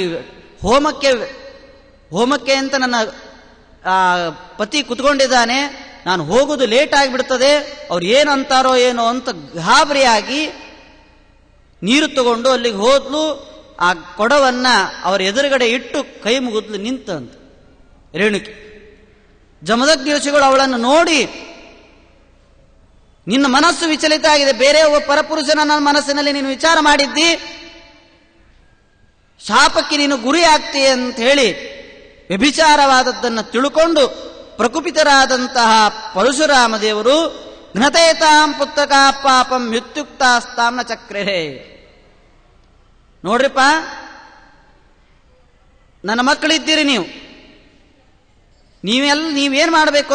ಒಬ್ಬ 4 ಜನ 5 ಜನ 4 ಜನರಿಗೆ ಮೊದಲನೇದವನಿಗೆ ಹೇಳಿದ ಬಸವನಿಗೆ, ನಿನ್ನ ತಾಯಿ ಮನಸ್ಸಿನಲ್ಲಿ ಬೇರೆ ಪುರುಷರನ್ನ ಚಿಂತನೆ ಮಾಡಿರೋದ್ರಿಂದ ಮನಸ ವ್ಯಭಿಚಾರ ಶಂಕೆಗೆ ಒಳಗಾಗಿದ್ದಾಳೆ. ಆದ್ದರಿಂದ ನಿನ್ನ ತಾಯಿಯ ಶಿರಸ್ಸನ್ನು ಛೇದನ ಮಾಡಿ. ಯಾರು ತಾನೇ ಮಾಡ್ಯಾರ? 9 ತಿಂಗಳು ಹೊಟ್ಟೆಯಲ್ಲಿ ಹೊತ್ತಂತ ತಾಯಿಯನ್ನ ಯತಿಗಳಾದವರು ನಮಸ್ಕಾರ ಮಾಡ್ತಾರೆ, ಅಷ್ಟು ಪೂಜ್ಯ ಭಾವನೆಯಿಂದ ನೋಡೋದು. ಮಾತೃದೇವೋ ಭವ ಅಂತ ನಾವು ಹೇಳ್ತೇವೆ. ತಾಯಿಯನ್ನ ಸಂಹಾರ ಮಾಡಲಿಕ್ಕೆ ಮುಂದಾಗ್ಲಿಲ್ಲ. 2ನೇ ದವಾಯಿತು, 3ನೇ ದವಾಯಿತು, ಯಾರು ಮುಂದಾಗ್ಲಿಲ್ಲ. ಕೊನೆಯದವನಾದಂತಹ ಪರಶುರಾಮ, ರಾಮ ಸಂಚೋದಿತ ಪಿತ್ರ ಭ್ರಾತೃನ್ ಮಾತ್ರ ಸಹಾವಧೀತ್. ರಾಮ, ಕಡಿ ಹುಟ್ಟಿದ ಕಡ್ಲಿಬೇಳಿ, ನಿನ್ನ ಮೇಲೆ ಹೆಚ್ಚು ಪ್ರೀತಿ ನನಗೆ, ನಾನು ಹೇಳಿದಂತಹ ಆಜ್ಞೆಯನ್ನು ನೀನು ಪರಿಪಾಲನೆ ಮಾಡ್ತೀಯ ಅಂತ ನನಗೆ ಪೂರ್ಣ ವಿಶ್ವಾಸ ಇದೆ. ಈ ಕ್ಷಣದಲ್ಲೇನೆ ನಿನ್ನ ತಾಯಿಯನ್ನು, ನನ್ನ ಆಜ್ಞೆ ಮೀರಿದಂತ ನಿನ್ನ ಅಣ್ಣಂದಿರನ್ನ, ಇವನ್ನೆಲ್ಲ ಸಂಹಾರ ಈ ಕ್ಷಣದಲ್ಲಿ ನೀನೇ ಮಾಡಬೇಕು. ಏನ್ ಮಾಡಬೇಕೀಗ? ಆದರೆ ಪರಶುರಾಮ ದೇವರು ಎಲ್ಲ ತಿಳ್ಕೊಂಡಂತಹ ವ್ಯಕ್ತಿ, ಮತ್ತು ಮುನಿಯಾದಂತಹ ಜಮದಗ್ನಿ ಋಷಿಗಳ ಪ್ರಭಾವವನ್ನು ತಿಳ್ಕೊಂಡವರು. ಆಜ್ಞೆಯನ್ನ, ಗುರುಗಳ ಆಜ್ಞೆ ಆಗಲಿ ತಂದೆಯ ಆಜ್ಞೆ ಆಗಲಿ ಏನು ವಿಚಾರ ಮಾಡದೇನೆ ತತ್ಕ್ಷಣದಲ್ಲೇ ಮಾಡಿಬಿಡ್ಬೇಕು. ಅದು ಮಗನ ಕರ್ತವ್ಯ, ಅದು ಒಳ್ಳೇದಾಗಿದ್ದು. ಅದು ಇರಲಿ, ಅಷ್ಟು ಹೇಳಿದ ಕೂಡ್ಲೇನೆ ಏನು ವಿಚಾರ ಮಾಡದೇನೆ ತತ್ಕ್ಷಣದಲ್ಲೇನೆ ಪರಶುರಾಮ ದೇವರು ಎಲ್ಲರ ಶಿರಸ್ಸನ್ನು ಛೇದನೆ ಮಾಡಿದ್ರು. ಅಷ್ಟು ಸಂತೋಷ ಆಯ್ತು ಜಮದಗ್ನಿ ಋಷಿಗಳಿಗೆ. ನಾನು ಹೇಳಿದ ಕೂಡಲೇ ಇಂತಹ ಕೆಲಸವನ್ನು ಮಾಡಿದಿ, ನಿನ್ನ ಮೇಲೆ ಸುಪ್ರೀತನಾಗಿದ್ದೇನೆ, ನಿನಗೇನು ಬರಬೇಕು ಕೇಳು ಅಂತಂದಾಗ ಪರಶುರಾಮದೇವರು ಏನು ಕೇಳಿದರು? ನನಗೇನು ಬೇರೆ ವರ ಬೇಕಾಗಿಲ್ಲ, ಮೃತರಾದಂತಹ ಅಣ್ಣಂದಿರು ಮತ್ತು ತಾಯಂದಿರನ್ನ ಬದುಕಿಸಿಕೊಡ್ರಿ, ಇಷ್ಟೇ ಸಾಕು ನನಗೆ ಅಂತ. ತಂದೆ ಆಜ್ಞೆ ಪರಿಪಾಲನೆ ಮಾಡಿದಾಗ ಆಯ್ತು, ಮತ್ತೆ ಅವರು ಬದುಕಿ ಬಂತು.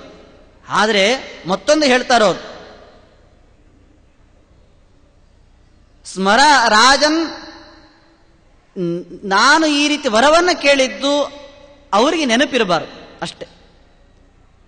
ಅವರು ಬದುಕಬೇಕು ಅಂತ ಹೇಳಿ ವರವನ್ನು ಕೇಳಿದ್ರು ಪರಶುರಾಮ ದೇವರು.